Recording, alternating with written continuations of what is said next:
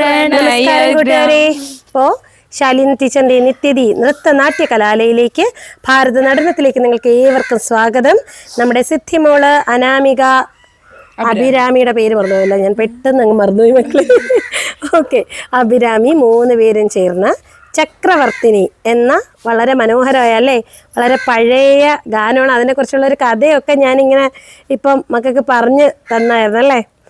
അപ്പോൾ വളരെ മനോഹരമായിട്ട് എഴുതിയ ആ വരികൾക്ക് ഒരു ജീവൻ കൊടുക്കാൻ വേണ്ടിയിട്ട് നമ്മുടെ നിത്യതിയിലെ മക്കളെത്തി ചെയ്യുവാണ്. കറക്റ്റ് 10 മിനിറ്റ് സമയത്തിൽ കൊറിയോഗ്രാഫി ചെയ്തത്. അപ്പോൾ ഓരോരുത്തരായിട്ട് ചെയ്യുമ്പോഴത്തേക്ക് ഇപ്പുറത്തോട്ട് കയറണം.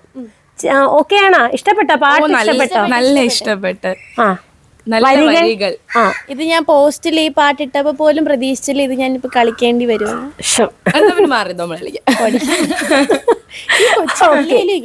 നമുക്ക് ചെയ്യാം. ആരാദ്യം തുടങ്ങുന്നേ? ഞാൻ.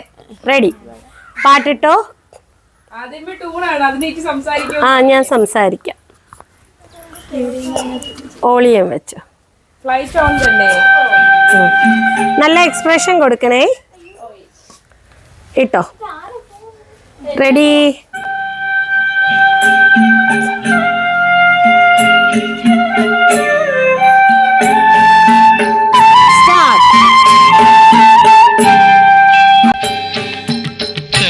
ചക്രവർത്തിനി നിനക്കു ഞാൻ എൻ്റെ ശില്പഗോപുരം തുറന്നു, പുഷ്പപാദുകം പുറത്തു വയ്ക്കുമീ നഗ്നപാതയായി അകത്തു വരൂ. ചക്രവർത്തിനി നിനക്കു ഞാൻ എൻ്റെ ശില്പഗോപുരം തുറന്നു, പുഷ്പപാദുകം പുറത്തു വയ്ക്കുമീ നഗ്നപാതയായി അകത്തു വരൂ. ചക്രവർത്തിനി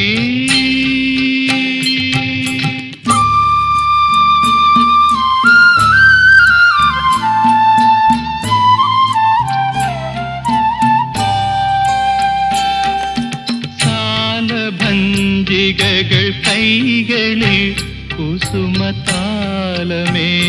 വരവേൽക്കും, പഞ്ചലോകമണി മന്ദിരങ്ങളിൽ മൺവിളക്കുകൾ പൂക്കും, ദേവസുന്ദരികൾ കൺകളിൽ പ്രണയദാഹമോടെ നടമാടും, ചൈത്രപത്മദല മണ്ഡപങ്ങളിൽ രുദ്രവീണകൾ പാടും, താനേ പാടും. ചക്രവർത്തിനി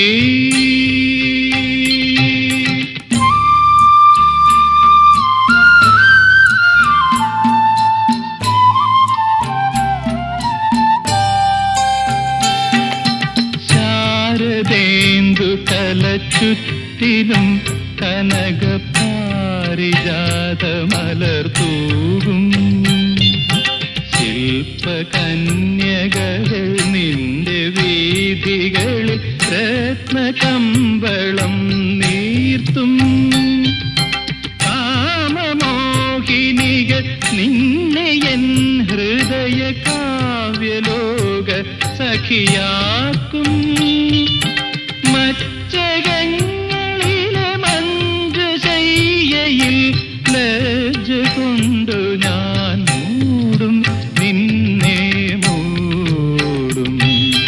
ചക്രവർത്തിനി നിനക്കു ഞാൻ എൻ്റെ ശില്പഗോപുരം തുറന്നു, പുഷ്പപാദുകം പുറത്തു വയ്ക്കുമീ നഗ്നപാതയായി അകത്തു വരൂ.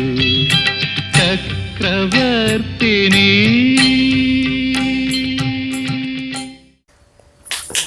ഓക്കെ, അപ്പോൾ കൃത്യം 10 മിനിറ്റ് സമയം കൊണ്ട് മക്കള് ഇത് കൊറിയോഗ്രാഫി ചെയ്ത് കൊള്ളായിരുന്നു കേട്ടോ. എനിക്ക് കുറച്ച് പിന്നെ എപ്പോഴും ഉള്ള സ്ഥിര പല്ലവി പോലെ കുറച്ചുകൂടെ സമയം കിട്ടിയിരുന്നതിൽ ഇനിയും കുറച്ചുകൂടെ ബെറ്റർ ആയേനെ. നമ്മൾ മറ്റേ ഇന്ദ്രനീലിമ ഡാൻസിനൊപ്പമായിട്ട് ചെയ്തതാണ് അല്ലേ? ഓക്കെ. പാട്ടിന്റെ വരി മറന്നുപോയി, അപ്പോഴത്തേക്ക് സ്റ്റെപ്പ് ചെറുതായിട്ട് ഞാനും മറന്നുപോയി. ഞാൻ വെയിറ്റ് ചെയ്ത് പാട്ടൊന്ന് കിട്ടാനായിട്ട്. മൂന്നാമത്തെ ഷോട്ട് എത്തിയപ്പോഴേക്കും ഫുള്ള് അതായത് പാട്ട് ചെയ്ത്. അപ്പൊ ചിന്നി പറഞ്ഞ് കാമമാണ് തുടങ്ങുന്നത്. അപ്പൊ ആദ്യത്തെ കിട്ടി, പിന്നെ അടുത്ത വരി വീണ്ടും മറന്നുപോയി. അങ്ങനെ ഇവിടെ വന്നപ്പോഴത്തേക്കും ഒരു സെക്കൻഡ് ഞാനത് നിർത്തി, എന്നിട്ടാണ് ആ പാട്ട് കേട്ട് ബാക്കി കളിച്ചു പോയത്. മറ്റേ മഞ്ജു ശൈലയിൽ മറന്നുപോയി ഞാൻ. ഒരു സെക്കൻഡ് ഒന്ന് നിന്നിട്ട് പിന്നെ മഞ്ജു ശൈല കളിക്കുകയാണ് ചെയ്തത്. തെറ്റിപ്പോയി. അങ്ങനെ ഞാൻ റൗണ്ട് ചെയ്ത് കറങ്ങി ഇങ്ങ് വന്ന് നിന്നു. അതുപോലെ ഒരെണ്ണം ഉണ്ടായിരുന്നു, എന്തോ പ്രണയദാഹമോടെ. ആ ദാഹം കാണിക്കാൻ സമയം കിട്ടില്ല. ദാഹത്തിന് ഞാൻ നടനം ആടി തുടങ്ങി, എന്നിട്ട് വീണ്ടും നടനം തന്നെ ആടി. അങ്ങനെ തെറ്റി. വരി മറന്നുകൊണ്ടാണ് സ്റ്റെപ്പ് നമ്മൾ നന്നായിട്ട് കളിച്ചത്. കുഴപ്പമില്ല. 3 മിനിറ്റ് ഇച്ചിരി സമയത്തെ സോങ് അല്ലേ? ഞാൻ നേരെ തിരിച്ചായിരുന്നു. പുഷ്പ പാതുകത്തിന് പാതുക പുഷ്പം എന്നാണ് അറിയിച്ചത്. അതായത് പുഷ്പ പാതുകമാണ്. അത് ഞാൻ ആദ്യം ഇത് വന്നിട്ടാണ് ഇത് വന്നത്. അങ്ങനെ രണ്ടിടത്ത് ഇച്ചിരി ഓക്കെ. എന്നാലും ഇഷ്ടപ്പെട്ടോ?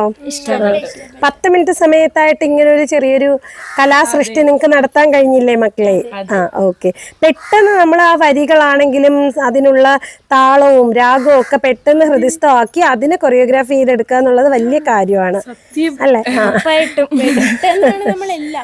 അതെ, എല്ലാം വളരെ പെട്ടെന്ന്.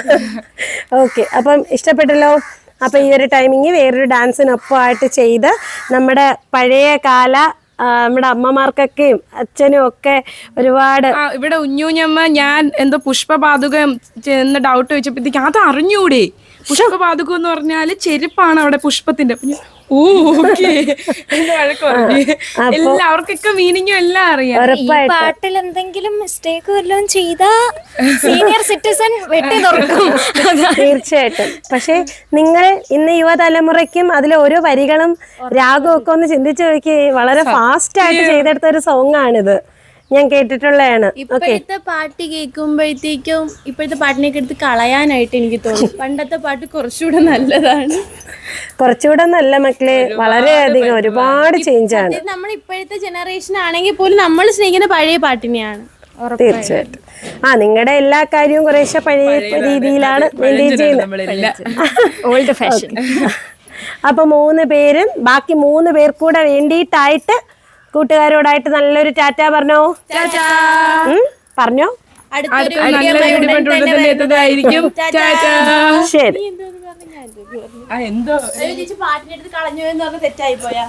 അങ്ങനെ ഒന്നുമില്ല.